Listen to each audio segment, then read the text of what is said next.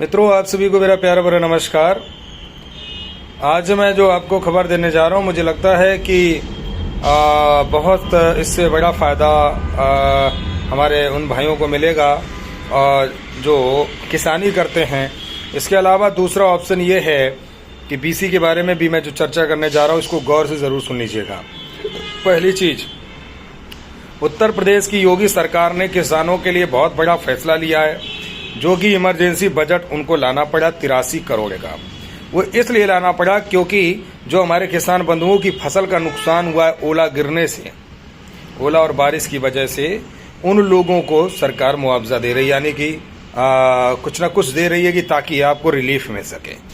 यहाँ पे सीधे तौर पर किसानों को पूरा फायदा मिल रहा है। जिनकी भी फसलें खराब हुई हैं, उन किसान भाइयों को पैसा सरकार दे रही है, आपका जो नुकसान हुआ है उसे। दूसरी बड़ी खबर आपको अगर मैं बताऊं कि यानी अगर आप वाकई में भारत में हैं और भारत के अगर किसी भी कोने में लोकल ट्रेन से सफ़र करना है तो आपके लिए बहुत आसान हो चुका है।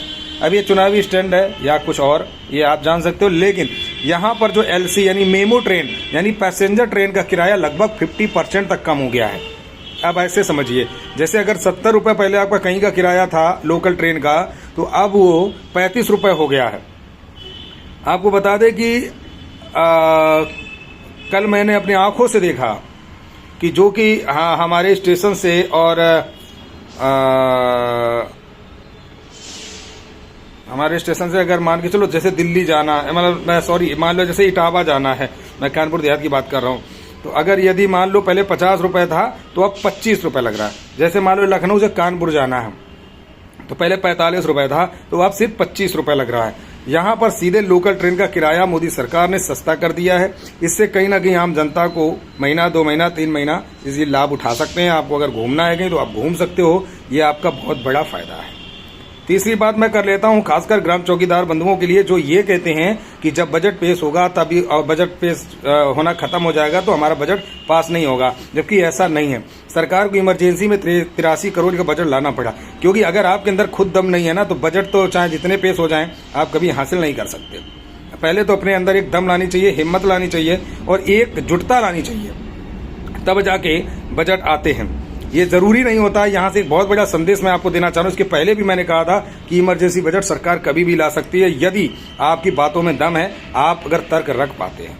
या तो अपने जिला अधिकारियों से आप कहकर के वहाँ रिपोर्ट लगवाइए, यदि नहीं आप लगवा पा रहे तो सबसे पहले मैं फिर कह रहा हूँ और बार बार कह रहा हूँ, मैं मिशन इसीलिए ये बना रहा हूँ कि आप कार्ड प्रक्रिया से जुड़िए और कार्ड बनवाइए।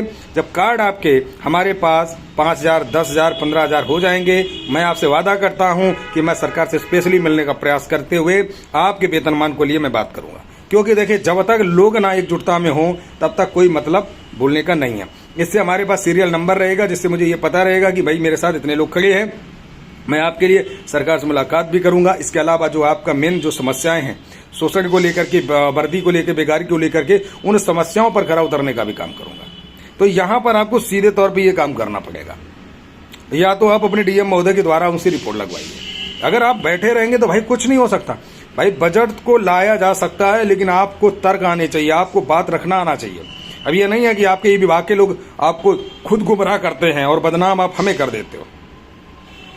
खुद अपना वीडियो चलाने के चक्कर में लिखेंगे 7 तारीख को वेतन बढ़ेगा, 8 तारीख को बढ़ेगा, इतने फरवरी को बढ़ेगा, लेकिन कहीं कुछ नहीं होता है। लेकिन मैं ऐसे अंधभक्तों को सैल्यूट करता हूं जो फिर भी ऐसे लोगों को जाकर के लाइक और कमेंट करते हैं। ऐसे अंधभक्तों ने इस कहीं ना कहीं इस विभाग का उद्धार अगर नहीं हुआ है ना, तो ऐसे अंधभक्तों की वजह से नहीं हुआ। यदि ऐसी अंधभक्ति को सुधार नहीं किया तो आने वाले समय में आपको भारी नुकसान होगा। आप जानते हैं कि मैंने जितने बार भी आपको चीज़ें बताई हैं वो हमेशा सत्य इसलिए होती हैं क्योंकि मुझे सब दिखाई देता है कि आप किस रास्ते पर चल रहे हैं। आपका जो रास्ता है वो बहुत गलत है। आपको ऐसे लोगों का साथ छोड़ना चाहिए। मैं ये नहीं कह रहा हूँ कि आप हमसे जुड़ जाइए, आप मत जुड़िए, कोई ज़रूरत नहीं है। मैं ये बस कह रहा हूँ कि ऐसे लोगों का साथ जोड़कर अपने चौकीदार भाइयों का साथ दीजिए, यदि आप सच में अगर उत्थान चाहते हैं। और अगर नेतागिरी मजा आ रहा है तो आप जाकर के उनके साथ जुड़ जाइए और नेतागिरी करिए। मैं किसी की बुराई नहीं करता, लेकिन मैं जो देखता हूँ बहुत कष्ट होता है कि कहीं ना कहीं आपके साथ छल कपट लगातार होते जा रहा है, फिर भी आपको अंधभक्ति सवार है। मैं देखता हूँ उनको कमेंट में लिखते हैं लोग, अरे भैया आप तो बहुत मेहनत करते हैं। अरे घंटा काय की मेहनत करते हैं भाई? कौन सी मेहनत करी भाई? पैसा तो आप लोगों का ही लग रहा है। उस पैसों से अयासी चल रही है आराम से लखनऊ आकर के। और आप लोग पता नहीं कैसे इंसान हो, आपको जो ठग रहा है, जो लूट रहा है, उस पर आप भरोसा करते हो, और जो व्यक्ति एक सही मार्ग आपको दे रहा है उस पर भरोसा नहीं है, उस पर भी दुनिया टीका टिप्पणी करते हो। इसलिए आप लोगों से अपील करूंगा कि कृपया करके कार्ड जरूर बना लें, ज़्यादा से ज़्यादा संख्या में बना लें, क्योंकि अगर कार्ड आप नहीं बनवाते तो ये आपका अपना भविष्य है। लेकिन अगर कार्ड आप बनवा लेते हैं तो मैं इतना कहता हूं कि 3 साल आपने उनको समय दिया, मुझे 1 साल का वक्त चाहिए होगा। 1 साल के अंदर आप परिवर्तन को देख सकते हैं। मैं बड़ी बड़ी बातें नहीं करता हूं।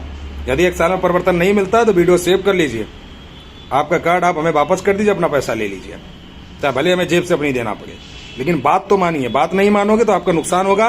लेकिन जुड़ना तो हिम्मत वालों जुड़ना, हमें डरपोक लोग नहीं चाहिए। कार्ड अगर बनवाना है तो हिम्मत बांध कर बनवाना कि अगर आपको कहीं बुलाया जाए तो आपको जाना पड़ेगा, चाहे दिल्ली हो या लखनऊ।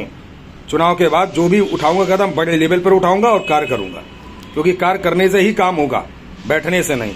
ठीक है बंधु, समझ में आ गया हो ना? तो वीडियो को कमेंट करो और सच्चाई अगर लगी हो तो जरूर बताना और शेयर जरूर कर देना। जय हिंद।